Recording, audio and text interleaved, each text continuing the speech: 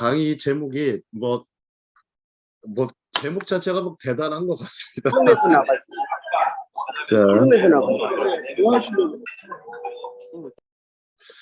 자, 제목이 이제 내 삶을 바꾸는 지혜와 성서 탈무드적 라이프 코칭입니다.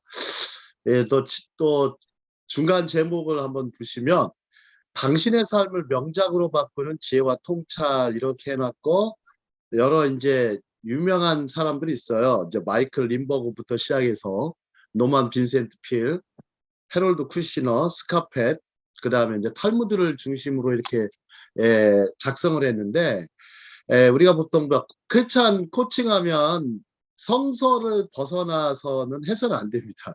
오로지 성서에만 완전히 의존해서 크리스찬 코칭을 주로 하게 되는데 크리스찬 코칭을 하게 되는데 성서에만 기반해서 하다 보니까 이거 뭐 교회 자체는 굉장히 아주 뭐 성서적이고 영적으로 다 이루어져 가지만 사람들의 모습은 굉장히 인간적이고 세속적이고 이런 것들하고 같이 맞물려 있어요. 그러니까 우리가 보면 영적으로만 모든 것을 다 해석하고 거기에 맞춰가지고 성서에 맞춰서 그 기준에 맞춰서 살아가면 되지만 사실상 그것이 우리에게는 굉장히 어려운 얘기거든요. 굉장히 어려운 얘기거든요. 근데 그러다 보니까 이 코칭의 중요성이 왜 생기냐면 바로 이제 기존의 이제 세속적이고 세상적이고 인간적인 그런 어떤 가치관들을 어떤 영적이고 성서적인 어떤 가치관으로의 변화를 모색하도록 도와주는 게 이제 크리스찬 코칭이고 기독교 코칭입니다. 그러다 보니까 또 거기에는 성서와 탈무드적인 접근이 굉장히 많이 들어가야 되고 또 하나 기존의 또 인문학이라든지 기존에 좀 아주 뭐 명철하신 분들 있지 않습니까? 그 심리학이라든지 철학이라든지 혹은 뭐 인문학 분야에 또 굉장히 뛰어나신 분들이 있습니다. 그런 분들이 필요하고 그러다 보니까 좀 제가 생각해 보니까 갈등이 좀 많았어요. 이거를 만드는 건 다 좋은데 만드는 건 좋은데 그래서 저는 이제 두 가지만을 생각했습니다. 하나는 라이프 코칭, 또 하나는 개념 코칭. 그래서 라이프 코칭 분야와 개념 코칭 분야를 두 가지를 오랫동안 이제 연구해서 두 권의 이제 강연집으로 만들었는데 그 첫 집이 이제 라이프 코칭입니다. 라이프 코칭이기 때문에 이 부분은 이제 그렇게 뭐 어려운 내용은 아닌데 내용이 어려운 건 아닌데 관점은 상당히 기독교적인 관점에서 기본적으로 다루고 있다라는 점에서 그 다음에 또 하나 기독교적인 내용이긴 하지만 누구나 다 아는 내용 예를 들어서 비크리스찬들도 아는 내용으로 구성을 해놔 봤습니다. 자, 한번 첫 장을 한번 열어보시죠. 첫 장의 제목을 한번 보겠습니다. 한번 제목 같이 읽어보실까요? 시작. 나만의 달란트를 위하여. 나만의 달란트를 위하여. 한번 생각해 보십시오. 그동안에 이제 사람들이 이제 달란트에 대해서 굉장히 잘 알고 있는데도 불구하고 이 달란트를 활용하는 삶을 살아본 적이 별로 없어요.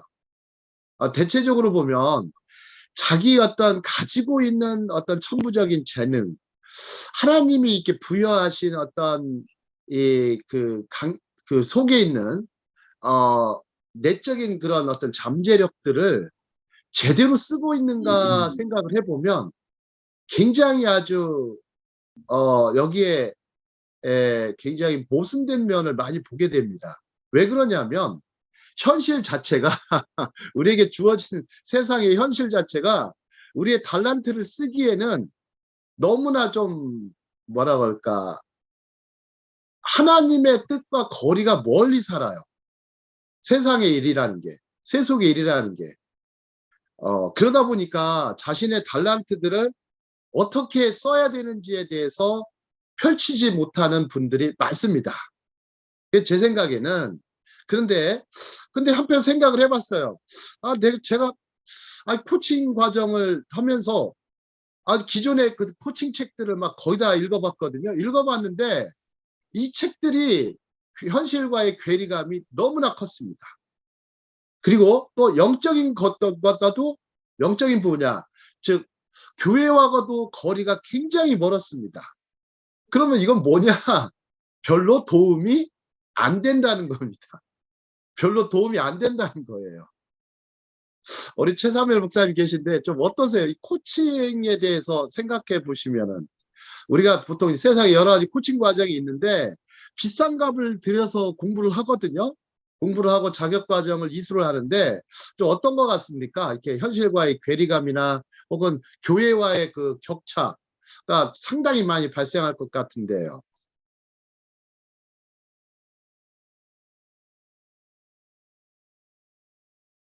네, 최사무엘 목사님 말씀해 주시죠. 네.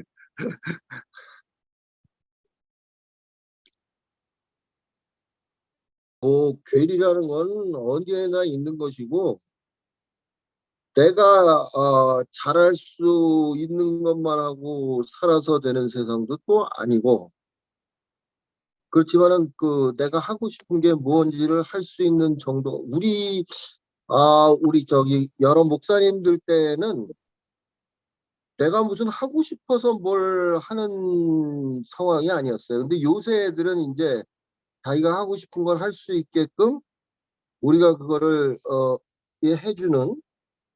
해줄 수 있는 그런 상황이 돼 가기 때문에 이게 잘 먹힐 것 같아요. 그리고 항상 옛날에는 이게 우리가 주입식으로만 교육을 받았는데 이제는 자기 스스로 깨닫게 하는 방식을 피아제가 얘기하는 식으로 그런 식으로 자기가 깨닫게 하는 질문 위주로 해서 그 사람이 깨닫게 해가지고 그런 코칭 방법이 앞으로는 우리나라에서 굉장히 유용하게 되지 않을까 네. 그런 생각이 들어요. 그래서 제가 이제 강연을 해서 세 가지 명심할 명언을 한번 준비해 봤는데 벤자민 프랭클린이라는 분이 있지 않습니까? 한번 그 부분 두 줄 읽어보도록 하겠습니다. 같이 시작. 이 세상에서 가장 훌륭한 질문은 바로 이것이다. 내가 이 세상에 살면서 잘할 수 있는 것은 무엇일까? 제가 이제 벤자민 프랭클린의 글을 읽다가 깜짝 놀랐어요. 질문 중에 저도 질문 연구하다 보니까 가장 훌륭한 질문은 뭘까? 하다가 이제 검색을 하고 찾다 보니까 잘할 수 있는 일이 무엇일까? 이 세상에서. 자, 벤자민 프랭클린은 굉장히 기초학력도 부족한 사람이지만 엄청난 독서를 하면서 근데 철학적이고 사색적인 입장에서 자신을 바라봤습니다. 그러니까 다른 사람을 바라보기보다 자기 자신을 바라봤습니다. 그래서 내가 잘할 수 있는 일이 무엇일까 하고 고민하고 자신의 잠재력 혹은 달란트들을 발굴하는 데 애를 쓰고 노력을 많이 했습니다. 그러다 보니까 이 정말 학력이 부족한 이 프랭클린도 아주 미국을 만든 사람이 됐다는 걸 보면 참 대단한 것 같습니다. 우리가 자꾸 눈을 자꾸 외부적인 거에 시선을 많이 두는데 제가 봐서는 자기 자신에게 시선을 한번 많이 주셨으면 좋겠어요. 자기 자신에게. 자, 코칭 과정에서 중요한 것은 남이 나를 바라보는 게 아니라 내가 나를 바라보면서 내가 잘할 수 있는 것은 무엇일까? 내가 정말 제일 좋아하는 것을 넘어서 잘하는 것은 무엇일까를 고민해보는 시간이 가장 중요한 것 같습니다. 근데 마침 이제 코칭 과정을 제가 한번 두 군데서 하면서 대부분 사람들 딱 보니까 본인이 또 남의 시선을 굉장히 중시 여겨요. 그리고 나 자신이 남을 바라보는 거에 너무나 많은 시간과 에너지를 너무 낭비하더라는 겁니다. 근데 공부는 똑같은 공부를 하는 것 같은데 저는 과연 그것이 공부가 될까 싶어요. 진짜 공부가 될까 싶어요. 진짜 공부는요, 나공부입니다. 나공부. 나공부를 많이 하셔야 돼요. 나도 잘 모르잖아요. 나공부. 자, 나공부를 참 많이 하셔야 돼요. 예. 나공부를 참 많이 하셔야 돼요. 무슨 뭐 다른 사람들 그래서 유대인들 같은 경우는 너희 생각이 무엇이냐라는 질문을 참 많이 하죠. 마 아타 호셰브. 마 아타 호셰브. 그러면 너는 그러니까 그 교수님들도 자주 얘기해요. 야, 석학에 말한 거, 너희들의 뭐 교수가 말한 거, 선생님이 말한 거, 똑똑하다고 하는 사람이 말한 것보다 너가 말하는 부족한 생각이라도 그 생각이 더 중요한 것이다. 부족한 생각이라도. 이렇게 얘기를 합니다. 이제 이 코칭 과정을 제가 준비하면서 나 공부를 많이 해야 되겠다. 정말 나도 나 자신을 잘 아는가. 그리고 내가 잘하는 거를 위해서 어떻게 해야 될 것인가를 고민해 봐야 됩니다. 그러다 보니까 이게 좀 너무 추상적이다 보니까 하나를 더 찾아봤습니다. 자, 유대인 인본주의 심리학자 아브라함 메솔로가 있습니다. 자, 그 부분들 읽어보도록 하겠습니다. 시작. 음악가는 음악을 만들어야 하고 화가는 그림을 그려야 하고 시인은 시를 써야 한다. 진정한 마음의 평화를 얻고자 한다면 자신이 원하는 일을 해야 한다. 자, 지난주가 이제 부활절 이스터 홀리데이였습니다. 부활절 예배라는데 목사님이 무슨 말씀을 하실까 생각을 많이 했는데 저는 세상에 수많은 많은 것들 중에서 뭐 부도 좋고 건강도 좋고 명예도 좋고 뭐 다 나쁘지 않습니다. 뭐든지 열심히 추구를 해야 되는 것은 마땅한 것입니다. 하지만 이게 없으면 정말 그 가진 것들이 무슨 소용이 있을까? 바로 마음의 평화입니다. 마음의 평화. 마음의 평화. 근데 마음의 평화를 얻으려면 자신의 원하는 일을 해야 한다.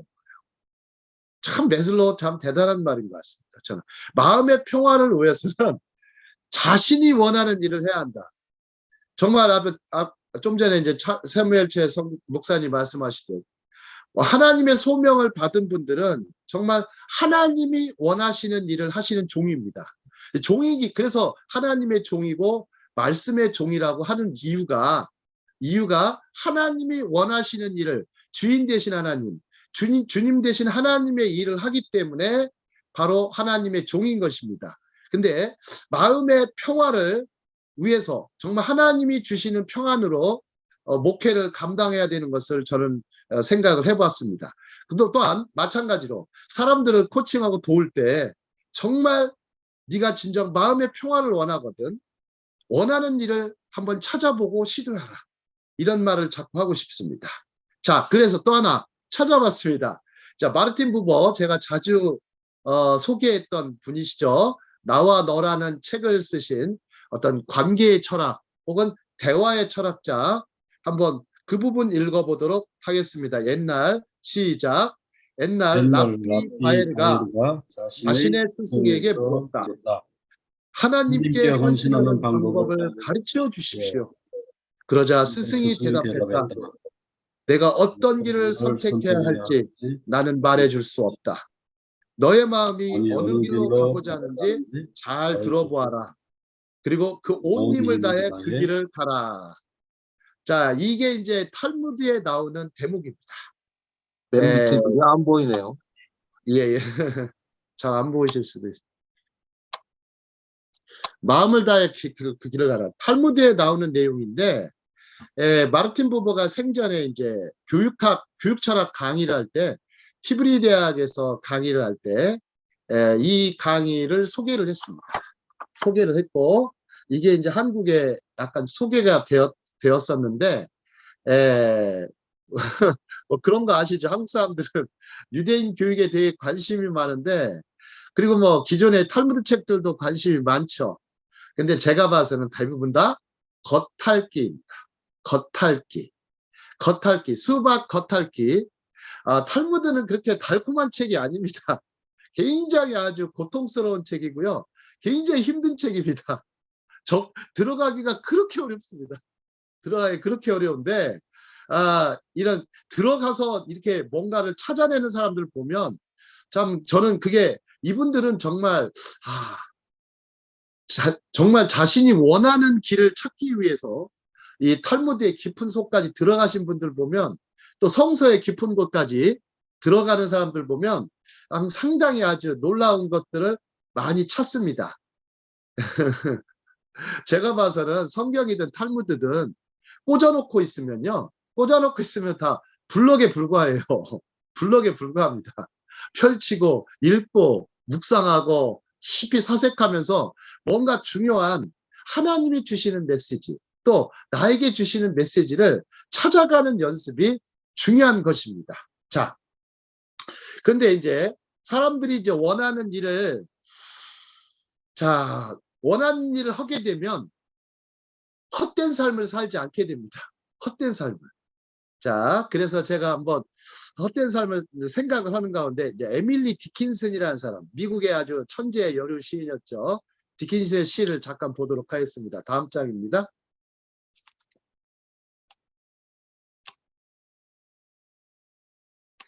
자, 한번 다 같이 읽어보도록 하겠습니다. 시작.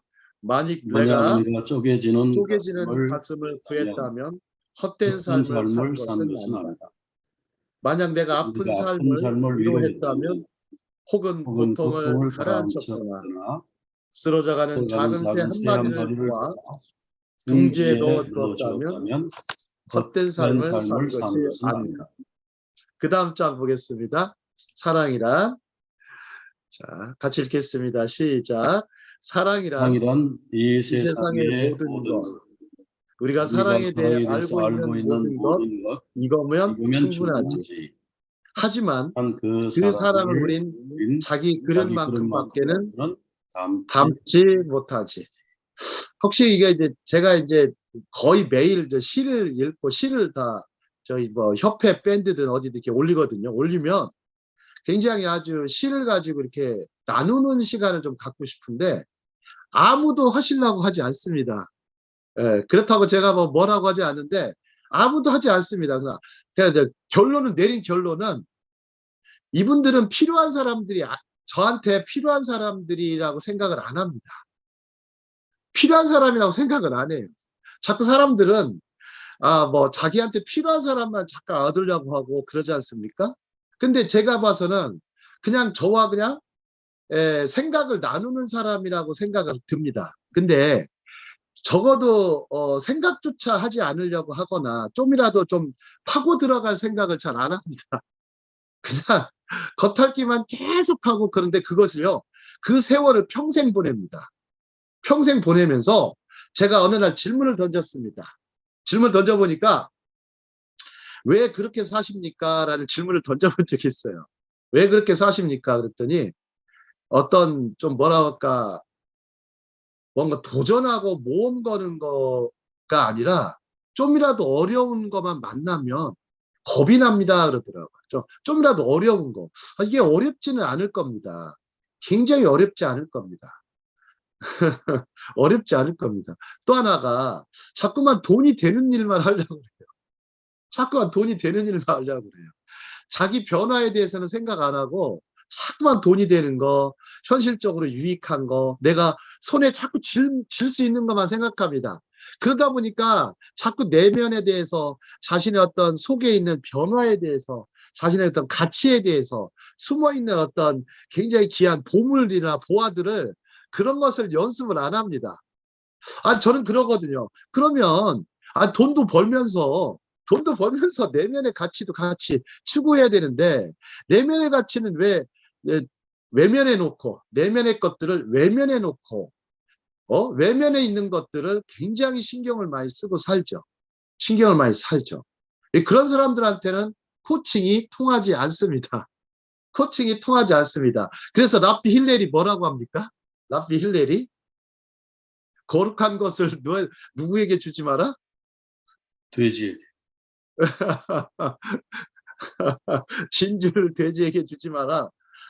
거룩한 것을 개에게 주지 말라가 힐렐의 말씀인데 그걸 예수님이 마태복음에서 인용하신 거예요. 마태복음에 인용하신 거예요. 예수님께서도 이 탈무드에 정통하셨다는 거죠. 굉장히 정통하셨다는 거죠. 한번 생각해 보십시오. 돼지에게 진주를 주지 마라. 야, 진주는 누구한테 줘야 됩니까? 목사님 어떠세요? 진주는 누구한테 줘야 됩니까? 여인에게 줘야 돼. 자기가 좋아하는 여자. 예, 맞습니다. 그러면 거룩한 것은요? 거룩한 것. 거룩한 것이 뭐 성스러운 것이고, 거룩한 것 하면 이제 하나님의 말씀, 또 굉장히 또 하나님의 신성 안에, 하나님의 그 은혜 안에 속한 것들이죠. 그런 건 누구한테 줘야 됩니까? 전도라고 해가지고 주긴 주는데, 저는 전도가 그걸 준다고 생각 안 합니다. 뭐 교회로 이끌어 드리는 것 자체가 절대로 뭐 좋은 일이죠. 하지만 거룩한 것을 준다고 생각하지는 않습니다. 진정한 전도는 진주를 주는 것이고, 거룩한 것을 줘야죠. 거룩한 것을 줘야죠. 그게 진정한 전도. 교회를 끌어왔는데 안 되는 겁니다. 예를 들어서 오늘 또 이제 아침에 저는 이제 자주 듣는 게 이제 옥하는 목사님 설교를 많이 듣습니다. 고인이 되셨지만 설교를 듣는데 깜짝 놀랐어요. 아, 사랑의 교회 얼마나 큽니까? 저도 이제 가끔씩 방문하고 그러는데, 아니, 이게 사랑의 교회가 크고 좋은데, 이거, 거기에 이제 우물가 선교회라는 데가 있어요. 우물가 선교회. 거기는 어떤 사람만 초대하냐면, 뭐, 전과범들, 그 다음에 사창가의 여인들, 몸 팔고 술 파는 사람들, 이런 사람들을 초대를 해서 전도를 했습니다. 전도를 해서 예수님도 믿고, 이렇게 교회 생활에 정착할 줄 알았더니, 세월이 어느 정도 지나봤더니 아무도 오지 않더라는 거죠. 남지 않았다는 겁니다. 이유가 뭘까요? 라고 좀 궁금했는데, 사람들이 전반적으로 수군거리고 험담이 너무 심했다는 거예요. 수군거리고 험담이 심했다는 거예요. 그러면 제가 이제 로마서 공부하다가 수군거림 이 죄가 있더라고요. 수군거림의 죄, 험담의 죄가 굉장히 죽을 죄라는 거예요. 사도 바울은요, 수군거림 험담의 죄가 굉장히 죽을 죄라는 거예요. 그래서 탈무드에도 보면 험담은 몇 명을 죽인다고 합니까? 험담은 몇 명을 죽인다고 그래요? 3명을 죽인다고 합니다. 3명을 죽인다고 합니다. 일단은 험담의 대상이 일단 죽습니다. 그 다음에 험담을 하는 사람이 죽고요. 또 험담을 퍼뜨려서 받는 사람이 죽습니다. 3사람이 죽는다고 하는데, 교회가 이제 그런 일을 참 하는 것은 거룩한 것이 아닙니다. 거룩한 것이 아닙니다. 자, 그런데 문제는 이 잭신슨이라는 사람이 시혜를 다시 보면, 우리가 사랑에 대해 사랑이 이거면 충분한데 자기 그릇만큼밖에는 담지 못한다는 겁니다. 자기 그릇만큼밖에는. 그러면 뭐를 생각해야 되냐면, 사람들이 이 그릇이 참 좁구나. 이 그릇을 깨트리지 않으면 안 되겠구나. 그릇은 그 자체로 넓히기 어려운 것 같아요. 제가 참 마음을 넓혀보려고 노력을 많이 했는데도요, 이게 잘 안 되더라고요. 왜냐하면 손해보는 일이 생기면 굉장히 억울하고요. 피해의식 생기고 못 견뎌요. 그리고 좀 싫은 소리 듣고 뭐 약간 책망을 듣고 그러면 막 소화가 안 돼가지고요. 환장하겠더라고요. 예. 목사님 어떠세요? 요새 목사님 좀 사람들이 그릇을 넓히려면 좀 어떻게 해야 될까 좀 한번 말씀해 주셨으면 좋겠습니다. 사람이 자기 그릇을 넓히려면. 그릇을 넓히려면은 많이 깨져 보든가 하나님 말씀으로 기도로 많이 단련을 받아야죠. 네. 정말 그 그릇을 넓히는 방법은 새 그릇을 만드는 것이라고 합니다. 방법은 새 그릇을 크게 만들면 되는 거죠. 마치 이제 우리 천국에 들어가는 게 나타가 바늘기 들어가는 거랑 비슷한 일이라고 말씀하신 것을 보면 우리가 얼마나 속이 좁은 사람인가. 천국에 들어가지 못할 정도로 속이 좁은 사람, 속이 좁은 사람, 하나님의 뜻과는, 거룩한 것과는 굉장히 거리가 멀리 살지 않나 생각이 듭니다. 자, 그러면 그런데 제가 생각을 또 해봤습니다. 그러면 뭐 그릇을 넓히고 자신의 어떤 하나님이 주신 달란트 그걸 넓히려면 어떻게 할 것인가 한번 생각을 해서 만든 게 준비한 게 이제 마태의 효과입니다. 자, 다음 장을 보시죠. 다음 장을 보시면 마태의 효과, 이제 매튜 이펙트라고 하는데 이제 많이 아실 거예요. 워낙 제가 이제 경영학 박사과정에 있을 때 그 학교 교수님들이 대부분 크리스찬입니다. 크리스찬 교수님들이 성서와 연결해서 경영학을 많이 강의를 합니다. 강의를 하는데 마태 효과에 대해서도 이제 강의하신 교수님이 계셨어요. 그 교수님이 물론 이제 성경에 대한 얘기니까 뭐 워낙 잘 아시는 얘기겠죠. 저기 한 부자가 이제 먼 여행을 떠나죠. 왜 떠나는지를 모르겠지만 하인들의 능력에 맞게라 했어요. 능력에 맞게 각각 재산을 나누어 줬습니다. 그래서 5달란트, 3달란트, 1달란트를 받은 하인이 이제 3명이 존재를 합니다. 그래서 뭐 5달란트 받은 사람은 2배로, 장사는 2배로, 3달란트는 3달란트로, 1달란트는 그냥 파묻어 가지고 본전만 챙겼습니다. 본전만 챙겼는데, 근데 이제 주인이 와가지고 이제 5달란트 남긴 사람하고 하인하고 3달란트 남긴 하인들은 잘하였도다, 착한 종아, 충성된 종아 하면서 막 아주 굉장히 칭찬을 많이 합니다. 근데 1달란트 받은 사람은 뭐라고 합니까? 1달란트 받은 사람은. 사무엘 목사님 어떠세요? 1달란트 받은 사람은? 악하고 게으른 종이죠. 네. 아주 게으르고 악한 종이라고 해서 게으르고 악한 종이고 아주 그냥 밖에 쫓겨나가지고 슬피 울며 일을 간다고 그랬어요. 참 예수님 표현이 참 재밌습니다. 거의 하이개그 수준이에요. 밖에 버려져 가지고요 슬피 울면서 일을 간다고 그래요. 일을 간다고 그래요. 참 일을 간다고 그래요. 굉장히 그런 걸 보면 자, 근데 1달란트를 가진 종이 왜 1달란트를 묻었을까? 이거에 대해서 이제 교수님이 이제 질문을 던진 거예요.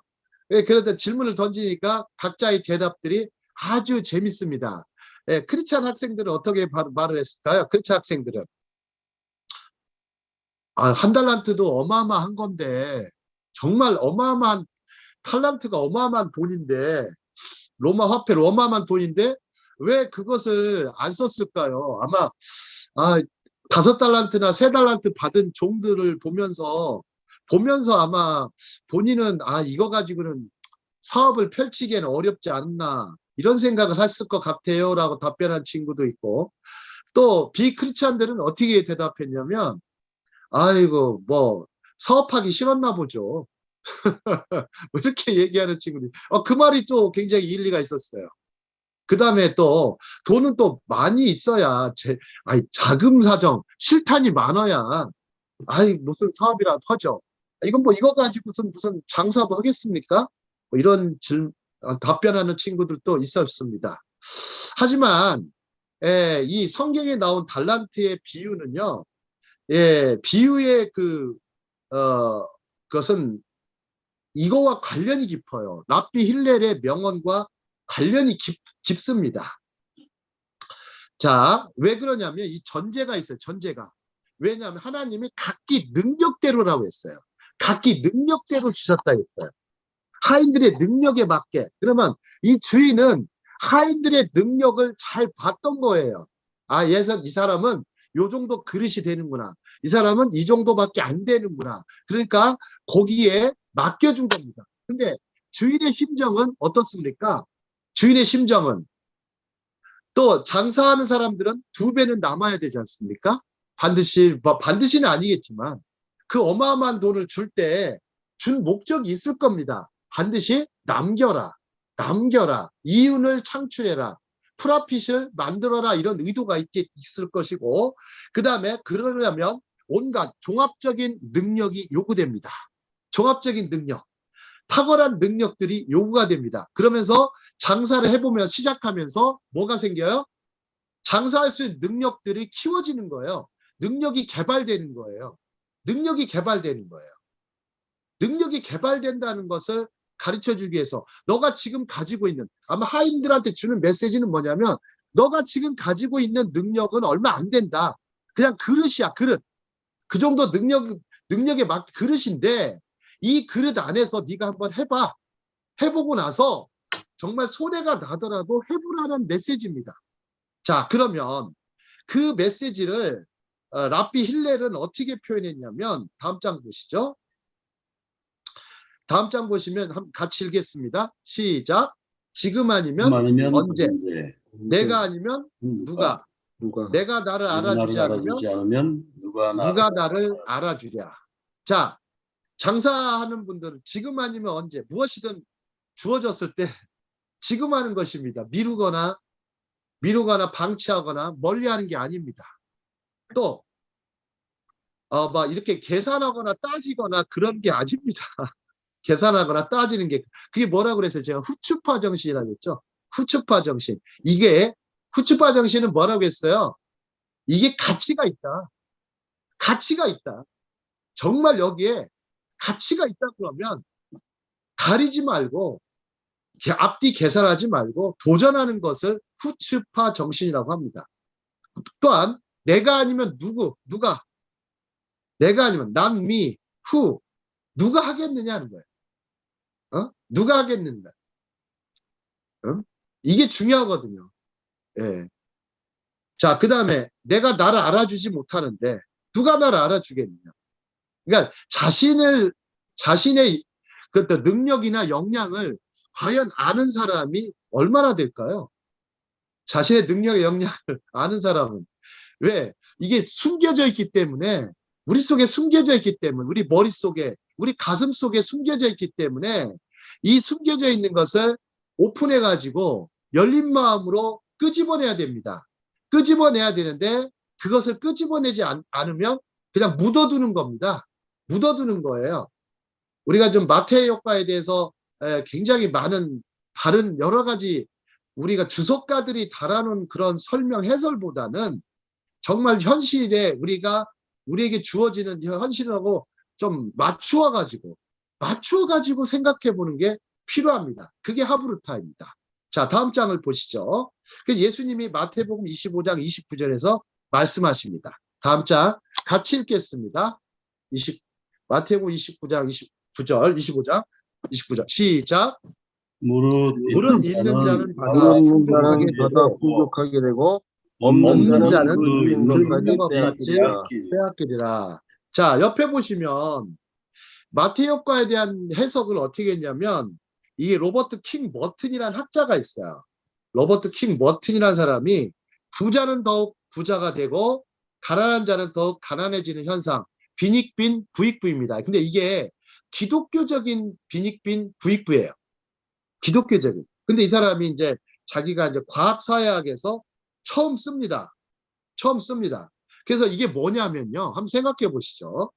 예, 유태인들이 정말 그 히브리어를 쓰지 않습니까? 히브리어를 쓰는데, 히브리어를 쓰는 사람은 되게 전이 얼마 되질 않습니다. 자, 영어를 쓰는 사람들은 굉장히 많죠. 그죠?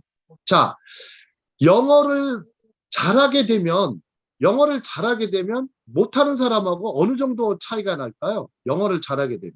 특히 좀 말이 어려우면 영어 단어를 300개를 가진 사람하고 영어 어휘 3000개를 가진 사람하고 어느 정도 차이가 날까요? 우리 삼일째 목사님 어떨까요? 영어를 굉장히 잘하시는 국에서 소입이 100배, 1000배, 10,000배까지 나죠. 예. 그래서 어학을 잘하게 되면 1000가지 직업이 생긴다라는 말이 있어요. 탈무드에. 어학을 잘하게 되면 1000가지 직업이 생긴다. 이만큼 유대인들은 어학을 굉장히 강조하다 보니까 어학은 어휘로 구성되어 있습니다. 수많은 어휘로 구성되어 있습니다. 그래서 이 사람들은 어휘력을 신장시키는 것이 너의 어떤 현실에 대한 능력, 현실 능력도 신장시키는 것이라고 생각을 합니다. 그래서 어학 공부를 굉장히 열심히 합니다. 어학 공부를 굉장히 열심히 하고 굉장히 그 어학을 통해서 생존하는 기술도 배웁니다. 혹시 아세요? 혹시 미국에 가보시니까 제일 어려운 게 어떤 겁니까? 물론 생활의 장벽도 있지만 언어 장벽일 겁니다. 언어 장벽. 근데 문화 장벽은요, 오히려 극복하기는 쉬워요. 제가 봐서. 솔직히 말씀드리면 문화 장벽은 뭐 좀 지나면 그냥 해결되지만 어학 장벽을 딱 뚫지 못하면 문화 장벽도 뚫지를 못하죠. 예, 이런 점이 있습니다. 근데 유대인들이 이걸 재빨리 봤어요. 재빨리 봤어요. 그래서 어학에서도 빈익빈 부익부 현상이 일어나고 사업에서도 뿐만 아니라 일반 생활에서도 혹은 우리 신앙생활에서도 이런 점이 많이 납니다. 자, 혹시 한번 생각해 보시죠. 은혜를 많이 받은 사람들이 은혜를 적게 받은 사람보다 훨씬 더 그런 면도 있을 것이고요. 기도응답도 많이 받은 사람이 기도를 많이 합니다. 기도응답을 덜 받아본 사람들이나 안 받아본 사람들은 거의 기도를 회피합니다. 그런 것 같지 않습니까? 그런 것 같습니다. 기도에 응답이 있어야만 기도를 저는 한다고 생각하거든요. 기도가 응답이 하나도 안 돼요. 근데 3년을 기도해도 10년을 기도해도 안 된다고 하면 뭐 저기 절간 용어로 뭐라 그래요? 10년 기도 뭐 도로아미타불 뭐 이런 얘기 하지 않습니까? 자, 그런 세계입니다. 예수님이 보신 것은 바로 이겁니다. 그래서 무릇 있는 자는 받아 풍족하게 되고 없는 자는 그 있는 것마저 빼앗긴다. 참 얼마나 참 아주 굉장히 아주 예수님의 말씀 중에 아주 날카로운 말씀. 자, 그러면 요거에 대해서 한번 다음 장을 보시죠. 자, 제가 한번 질문을 만들어 봤습니다. 다음 장 보시면 경제 하브루타라고 하는 측면인데 아이고 한국에서 이게 하브루타 하신다는 양반들이 이 경제 하브루타라고 접근을 해요. 근데 정작 이분들은 경제학 전공자일까요? 아닐까요? 아니죠. 네. 그렇다고 또 성서학 전공자도 아닐까요? 그거 아니죠. 아닙니다. 절대. 신학을 하긴 했지만 성서는 또 다릅니다. 성서학과 신학은 엄연히 별개예요. 굉장히 달라요. 접근하는 방법 자체가 다릅니다. 예. 신학은 굉장히 교회를 세워나가기 위해서 필요한 굉장히 중요한 부분이고 성서학은 말 그대로 학입니다. 성서를 학문의 소재로 삼아가지고 아주 깊이 있고 스펙트럼하게 공부하는 걸 가리키는 건데 근데 이러다 보니까 경제하브루타를 한다고 하는 사람들도 보면 대부분 다 엉터리입니다. 그래서 들을 게 없어요. 들을 게 없어요. 정말.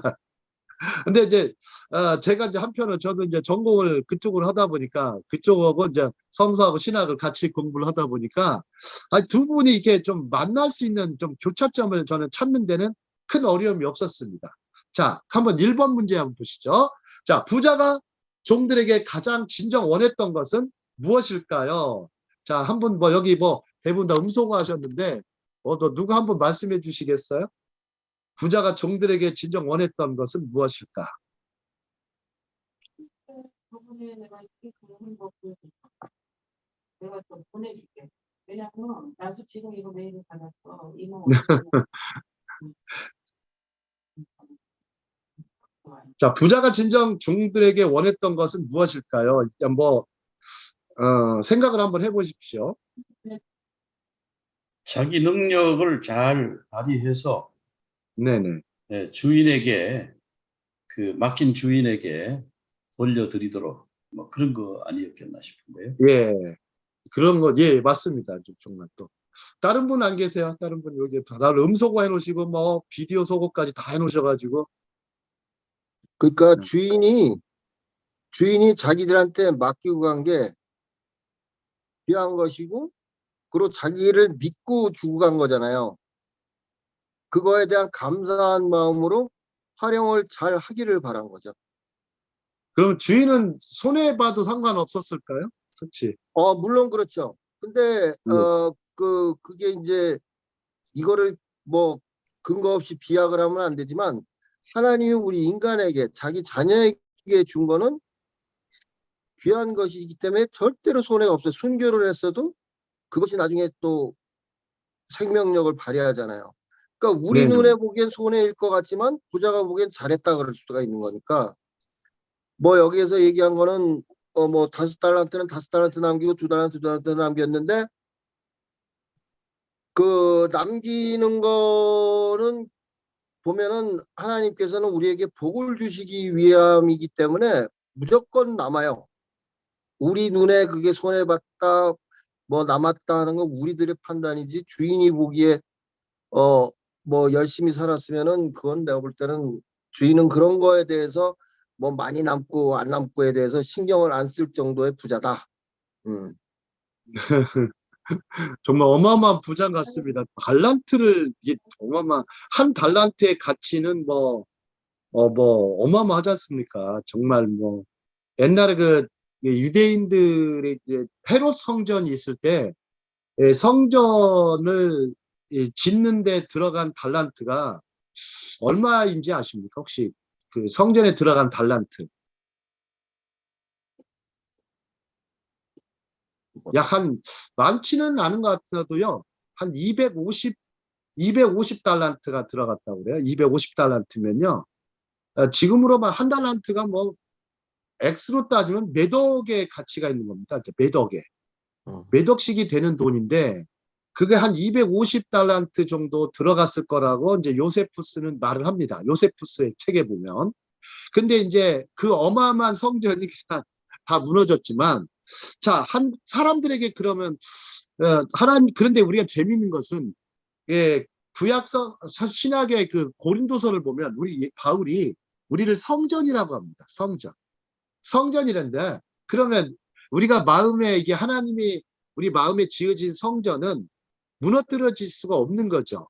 무너질 수가 없는 거기 때문에 자 어마어마한 그 거금을 들여서 지었던 성전도 그냥 하루아침에 잿더미가 됐죠. 돌 위에 돌 하나도 남지 않는 그런 파괴가 이루어졌는데 우리 마음의 성전에 이 어마어마한 달란트로 하나님이 주신 달란트로 지어진 것인데 이 달란트를 활용하지 않는다면 하나님께 손해를 미치는 것이죠.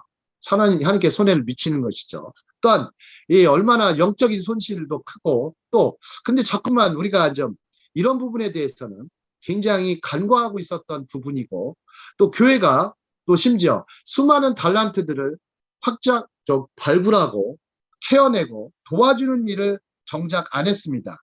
이상하게 달란트 비유만을 너무나 많이 가르쳤지 이 비유에 대한 실천은 제대로 해본 적이 별로 없습니다. 물론 신학교회에서는 어느 정도 이걸 하겠지만 절대적으로 그래서 저는 유대인들의 그런 어떤 탈무드라든지 유대인들이 어떻게 하는 여러 가지 그 비즈니스라든지 이런 부분들에 대해서 그래서 관심이 많은 겁니다. 저들은 현실적으로 현장 속에서 이것을 구현해내는데 어마어마한 노력을 합니다. 최근에 제가 챗 GPT가 요즘에 유행이지 않습니까? 또 다음 카카오에서 에스크업이라는 게 있어요. 그러니까 그걸 해서 딱 가가지고 제가 뭐 질문을 던져보는데 질문대 답변이 너무 잘하는 거예요. 이거는 뭐 너무나 잘하고 깔끔해요, 되게. 제가 그래서 참 신기했어요. 예수님의 부활에 대해서 얘기해 줘봐 했더니 뭐 굉장히 일목요연하게 얘기를 참 잘해줘요. 불과 4, 5초 만에.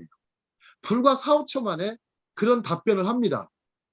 답변을 하는데 근데 이제 앞으로는 이런 인공지능 이 기술 때문에 인간은 더욱 생각하기를 싫어하죠. 하지만 질문이라도 던질 수 있는 그런 시간과 여유도 없는 사람들한테는 챗 GPT든 뭐 에스크업이든 그게 무슨 소용이 있겠습니까? 자, 유대인들은 구글은 검색의 본질이 검색입니다. 검색을 통해서 벌어들였는데 한번 생각해 보시죠. 구글은 그 검색을 하는데 1년에 약 2억 개의 질문을 받습니다. 전 세계에서 약 2억 개의 질문을 받는데요. 그러면 그 질문에 답변하는데 돈이 공짜가 아닙니다. 자, AI가 답변하는 거 절대 공짜가 아닙니다. 자, 그런데 답변하는데 좀 얼마 정도 들을까요? 답변하는데 0.7센트가 든다고 해요. 0.7센트. 뭐에 답변해 주는데 0.7센트가 들어간다고 그래요. 제대로 답변해 줘야 되니까 그래서 수많은 세상의 중요한 지식들이 링크가 되고 연결이 되고 네트워크화 되어서 사람들한테 보여주죠. 답변을 보여줍니다. 우리가 보면 귀로만 그동안 질문하면 귀로만 듣잖아요. 이제는 답변을 눈으로 보는 거죠. 그 다음에 시청각적으로 보게 되잖아요. 자, 그런데 0.7센트를 하고 구글은 과연 어떻게 돈을 벌을까요? 그렇게 손해를 보는데. 어떻게 돈을 벌죠? 광고. 예, 광고입니다. 광고가 어마어마하게 붙습니다. 광고가 어마어마하게 붙는데 그러면 광고하고 기타 뭐 다른 수입들도 발생을 하죠. 어떤 상품도 판매를 하기 때문에 그 통해서 그 안에서 거래도 많이 이루어지죠. 그러면 0.7센트를 들여서 구글이 버는 돈은 2.53센트를 법니다. 2.53센트. 그럼 얼마 남습니까? 약 한 2센트 정도 남아요. 최소한 2센트 이상은 남습니다. 2센트 정도가 남는데 2센트에 곱하기 2억을 한번 해보십시오. 그럼 얼마입니까? 20억 달러가 되나요? 1년을 계산하면 200억 달러인가요? 제가 잘 기억이 잘 안 납니다. 2센트에다가 또 뭐가 붙냐면 프리미엄이 또 붙습니다. 계속 붙어가지고 그냥 검색 하나로만 버는 게 그겁니다. 그러면 유대인들이 참 생각이 구글은 다른 변화를 시도하지 않아요. 그냥 그 본질만 추구합니다. 그러면 왜 사람들이 이 구글에 그 매달릴까? 단 몇 년 만에 구글은 세계 1위의 회사가 됐습니다. 자, 이것은 바로 질문 산업입니다. 질문 산업. 사람들이 생각을 안 한다는 거예요. 그래서 생각을 안 하기 때문에 생각하는 사람들의 답변을 물건으로 파는 거예요. 상품으로. 그러면 뭐 어떻게 되냐면 생각을 하는 사람들이 즉 사색하는 사람들이 사색하지 않는 사람들을 지배하는 겁니다. 사색하지 않는 사람을 지배해요. 그러면 세상에 사색하는 사람은 불과 몇 프로냐면요. 딱 2%밖에 없어요. 2%. 나머지 98%는 사색하지 않고 삽니다. 자, 하브루타 하실 때도 제가 제일 힘들었던 게 그거예요. 차라리 그냥 뭐 사색하지도 않는 사람한테 내가 이거를 할 필요가 없겠다. 할 필요가 없겠다. 이 생각이 많이 듭니다. 이 생각이 많이 듭니다. 자, 그 다음에 이제 두 번째, 세 번째 질문 말고요. 네 번째 질문으로 가보도록 하겠습니다. 네 번째 질문. 자, 달란트를 받고 있어도 게으름을 피우거나 잃을까봐 두려운 나머지 다른 걱정거리와 함께 묻어두기만 하면 어떻게 될까? 이게 질문입니다. 자, 어떻게 될까요? 묻어두기만 하면. 망하는 거죠. 은행에다가 돈을 그냥 보관하는 것밖에 안 돼요. 이자만 먹는 거죠. 이자. 물론 뭐 이자가 있겠죠. 아마 묻어뒀다 그러니까 아마 은행에도 안 주고 땅속에 땅에다가 어디 묻는 거죠. 예, 묻어두고서 그냥 그대로만 보관만 잘하면 되는 예, 그런 것 같습니다.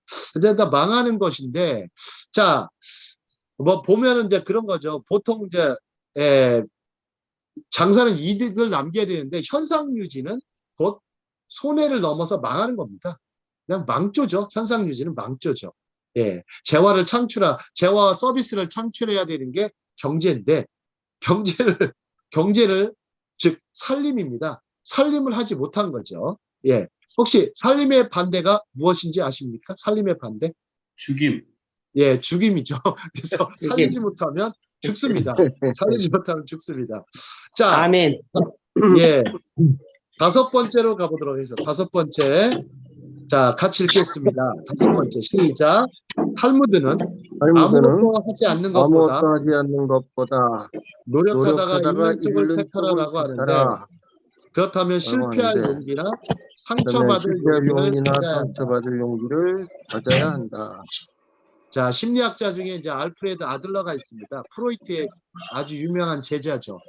나중에는 프로이트와 결별하고 개인 심리학에 집중합니다. 이 사람은 이 사람도 굉장히 아주 석학이죠. 아들러가 상처받을 용기, 상처받을 용기가 있어야 된다. 뿐만 아니라 실패할 용기도 가져라. 이게 이제 이 사람들은 보면 어려서부터 그 탈무드 공부를 참 열심히 했습니다. 탈무드 공부. 솔직히 말씀드리면 공부할 책도 별로 없어요. 제가 보니까 세상에 책들이 많은데 공부할 책들이 그렇게 별로 없습니다. 해봐야 뭐 학위 공부가 좀 도움이 되지, 뭐 직업적으로 도움이 되지. 그래 공부할 책들이 뭐 진정한 공부할 책들이 별로 없는데 어렸을 때 이게 탈무드나 성서를 참 많이 읽혀야 할 것 같아요. 아이들 일단 뭐 싫든 좋든 그냥 뭐 열심히 하든 안 하든 간에 꾸준히 집안에서 그냥 강좌를 열어서 집안을 그냥 교실로 만들어가지고 교실을 만들어서 꾸준히 읽고 아니면 독서실을 만들어서라도 읽고 꾸준히 그냥 토론은 못해도 그냥 읽고 나누고 그러면서 하는 게 좋은 것 같습니다. 자, 그러면서 자, 아인슈타인이 그런 얘기를 했습니다. 아인슈타인은 어마어마한 실패를 많이 경험한 사람입니다. 이 사람도 하면서 딱 한마디 던진 게 있어요. 나는 성공한 사람보다 실패한 사람을 좋아한다 그래요. 나는 성공한 사람보다 실패한 사람을 좋아한다. 그 이유가 뭘까요? 그 이유가 그 주파 정신. 예, 성공의 지식보다 실패의 지식이 더 값지기 때문이다. 이런 말을 써요. 실패에서 얻은 지식이 더 큰 거예요. 아, 이렇게 하면 실패하는구나. 저렇게 하면 실패하지 않는구나라는 거를 발견하는 거죠. 예, 처음부터 성공한 사람은 지극히 운이 좋은 사람일 거예요. 제가 봐도. 지극히 운이 좋은 사람일 거예요. 근데 뭐 세상에 운이 얼마나 되겠습니까? 운을 그렇지 않아도 인정하셔야 돼요. 그 기회라고 붙일 수도 있고요. 운도 인정하셔야 돼요. 운이 없을 수는 없어요. 그래서 행운이 있잖아요. 행운이 있는데 원래 그 행복이라는 단어가 행운과 축복의 줄임말이에요. 행운과 축복.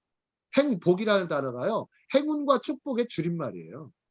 사람들 잘 몰라서 그렇지. 예, 행복이라는 글자를 잘 찾아가 보면 중국 사람이 왜 만들었을까 했더니 행운과 축복. 아마 중국인들이 이 도교 사상에 물들어서 그런지 굉장히 행운도 좋아하고 또 굉장히 또 축복, 돈을 또 좋아하다 보니까 축복에 대한 사상도 강하기 때문에 행복은 거기에 있다고 생각하는데 실제적으로 탈무드는 그런 얘기를 안 합니다. 그런 얘기는 안 하고 실패하는 쪽, 노력하다 잃는 쪽, 너의 달란트를 사용하는 쪽에서 행복을 찾아가라고 얘기를 하죠. 행복을 찾아가라고 하죠. 자, 그러면 6번째 거기 보겠습니다. 자, 빈익빈 부익부가 존재하지 않는 곳은 없습니다. 그래서 달란트를 살리는 일을 해야 합니다. 계속 가난한 자로, 빈궁한 자로, 물론 재정적으로만이 아니겠지만 여러 가지로 그런 쪽으로만 계속 하는 것은 빈익빈 부익부의 그 존재를 계속해서 만들어가는 일이죠. 만들어가는 일이죠. 그래서 달란트를 살리는 일을 해라. 달란트를 살리는 일을 하라. 예, 오늘 강의는 여기까지 하도록 하겠습니다. 예, 고맙습니다.